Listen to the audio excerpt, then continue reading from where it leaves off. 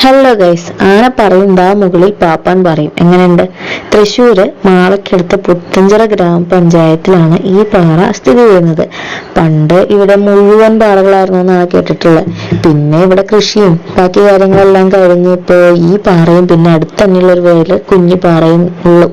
പിന്നെ എത്തിച്ചു പോയി കഴിഞ്ഞാൽ അപ്പുറത്തും ഇപ്പുറത്തും വീണ്ടും കുഞ്ഞു കുഞ്ഞു പാറകൾ കാണാം കേട്ടോ. ഈ പാറയ്ക്ക് 40 അടി പൊക്കമുണ്ടെന്നാണ് പറയുന്നത്. ഈ പാറയ്ക്കടിയില് പണ്ട് ഗുഹയോ കിണറോ ഒക്കെ ഉണ്ടായിരുന്നു എന്നെല്ലാം കഥകളിൽ ഞാൻ കേട്ടിട്ടുണ്ട് കേട്ടോ. എല്ലാം മൂടിപ്പോയി, അത് കാരണം അതൊന്നും കാണാൻ പറ്റില്ല. ഈ പാറയായിട്ട് വേറൊരു കഥയും കൂടി ഉണ്ട്. 13-ാം നൂറ്റാണ്ടിലെ വില്വമംഗലം സ്വാമിയുടെ വീട് ഇവിടെ ഉണ്ടായിരുന്നു.